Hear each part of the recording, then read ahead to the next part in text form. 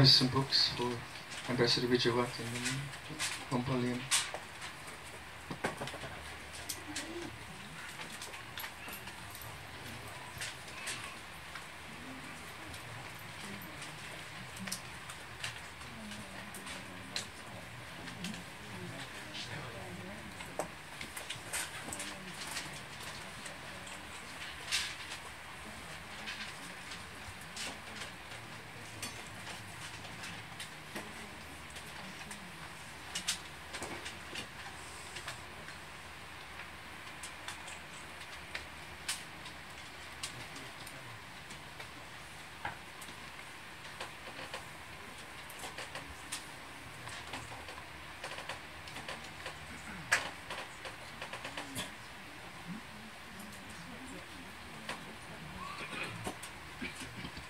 Malika will ask for a Dhammadesana.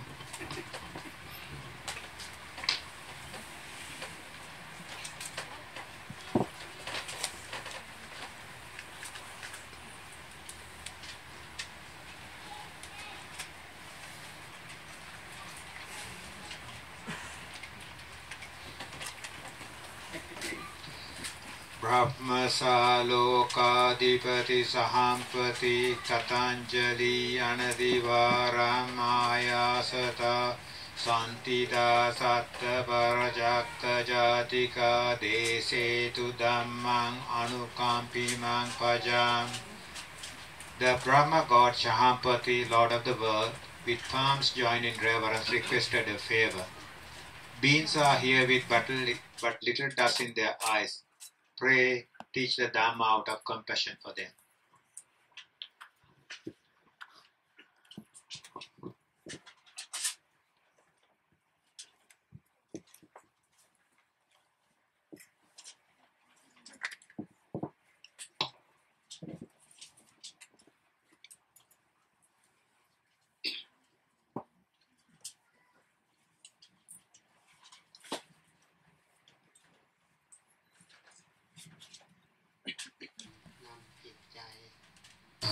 This poem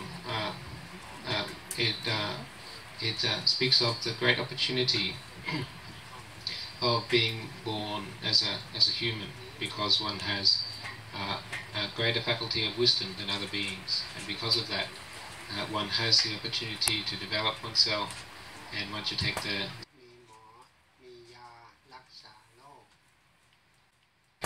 Dhamma as the fundamental point for developing oneself. And then the second poem that he gave, also in Thai, it speaks of the Satya Dhamma, which is the true Dhamma, which is a true part of all of our lives, and that's that there is sickness and suffering and also death as part of the truth of our lives.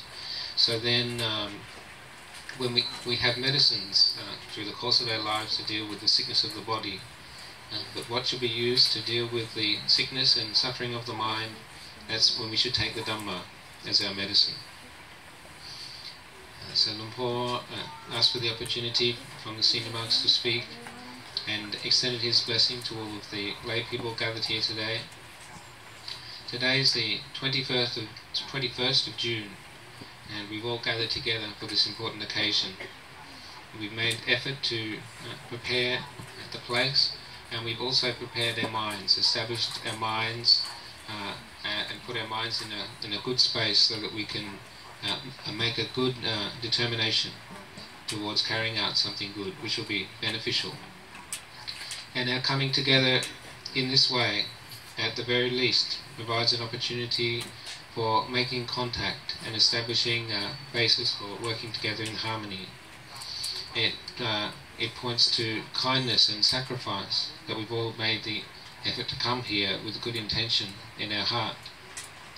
So then this occasion of beginning the project of building a Dhamma hall, it means to come together and also to learn about the Dhamma, which we hold in great esteem, and also to learn about ourselves, which is and see our own value, because we're all human resources that have a great potential.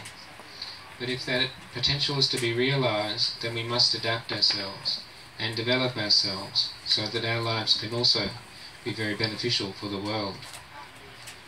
When we talk about ourselves or this human life, what's that made up of?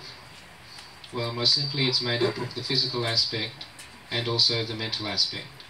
And as we know, this physical body is actually nothing more than a conglomeration of material elements which come together to make a form for the space of our lifetime, which isn't likely to exceed more than 100 more than at the most 100 rotations of the earth. So that's just the natural function of the body, doing its duty according to nature. Having come together, it also breaks apart. So this is one aspect of the truth of Dhamma, which explains the truth of nature. That's the reality of our bodies. Speaking of the reality of our mind or heart is an immaterial thing with no form or physical features, and because of that, that's a matter that we have to experience for ourselves and understand for ourselves. But in order to understand that, then we have many means of practice, particularly the Dhammas of great support, which the Buddha taught as our means to understand our own minds and to identify that which is good, at least to benefit, and that which is harmful, which is dangerous. So it's this aspect of mindfulness or self-awareness, also called sati, which is one of those Dhammas of great support. And the other is clear comprehension or clear understanding of that which we know with mindfulness, being aware about our minds all the time, and knowing what's arising in our mind, knowing what's suitable and what's not so suitable, knowing what's beneficial and what's harmful. Because this is the way that we take care of the health of our mind. And the health of the mind is just as important in our lives as the health of our body. Through mindfulness, knowing our heart, then we know which is good and which is not good, and that's how we can distinguish, that's how we can choose. It's the job of mindfulness to watch over and to warn us when something which is harmful is arising, because the heart both has the potential for purity and also the potential for stains and for dirt. So if the heart's not shining brightly and it's covered up with something unwholesome, then that's when we should recognize that as unwholesome and not speak or act based on that intention. In this way we observe and see within the heart what we call the wholesome Dhammas or Kusala Dhammas and the unwholesome Dhammas or Akusala Dhammas.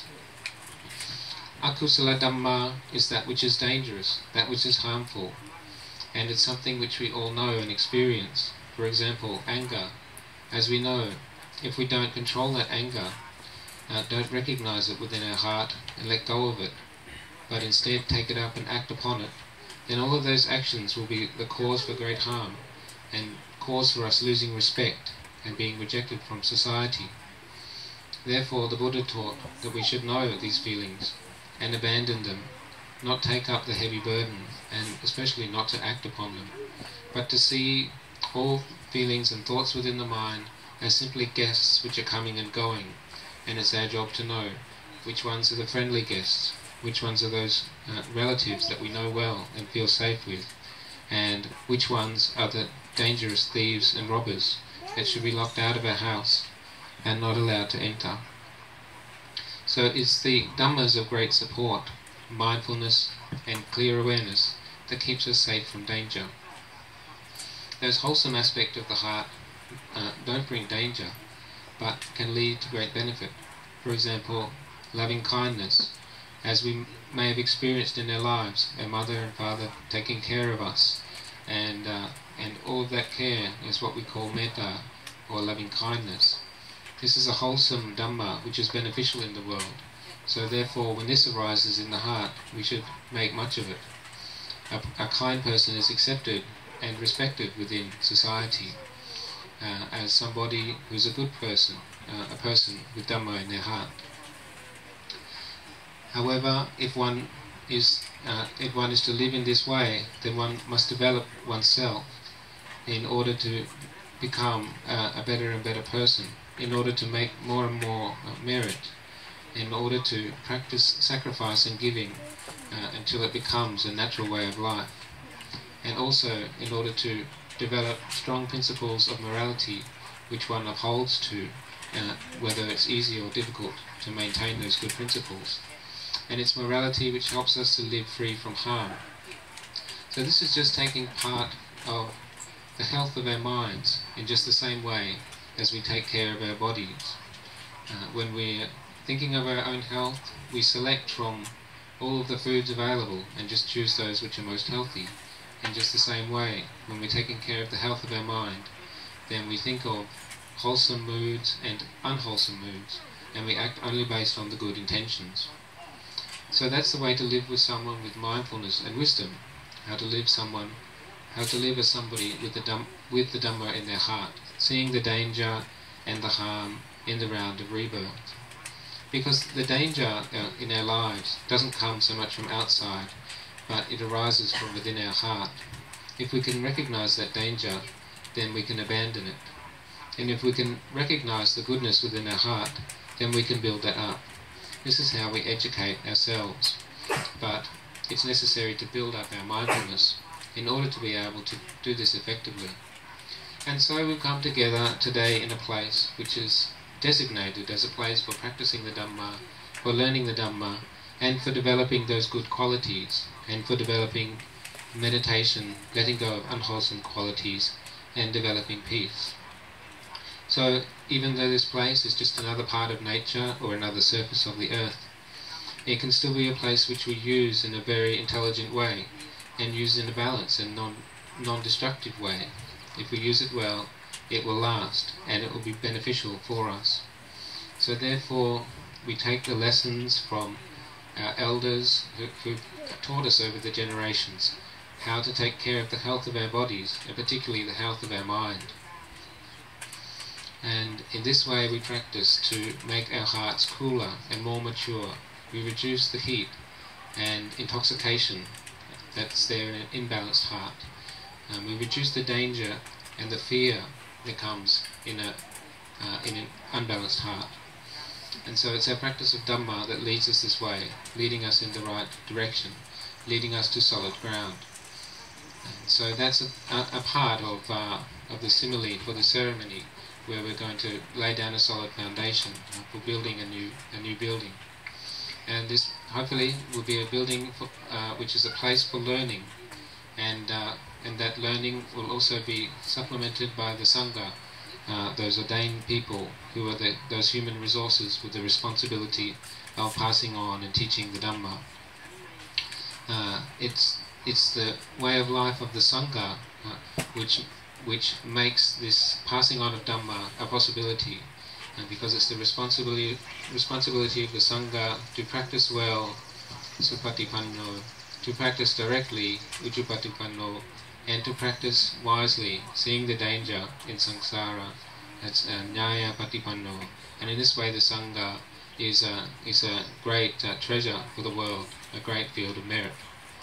So the Buddha pointed this out to us so that we can see what's valuable and use it to create benefit in our lives. And the Buddha, knowing so much, continually, tirelessly passed on his knowledge for the benefit of future generations. So if we pick up that knowledge, we can use that to supplement our own potential in having this human life. So then for all of us coming together in this way, we're all friends and relatives already, even if we don't know it, because we all have the same condition in our lives and the same experience. At the very least, we're all subject to suffering in this world, and subject to sickness and age as well, and subject to death. So this is a true Dhamma for which we all are aware. So let's work to develop not only the health of our body, but also the health of our mind, so that we can make the best use of our lives. To this end, I'd like to say thank you to everybody. Anumodana, I rejoice in your goodness and your establishment of good intentions. And in turn, may the goodness of the Buddha, Dhamma and Sangha protect you all and bless you from this point on. May you be healthy and strong, free from illnesses, and may your heart be filled with that kindness, and may that kindness spread out and carry you also all the way to safety, and may you have happiness and development in your life always.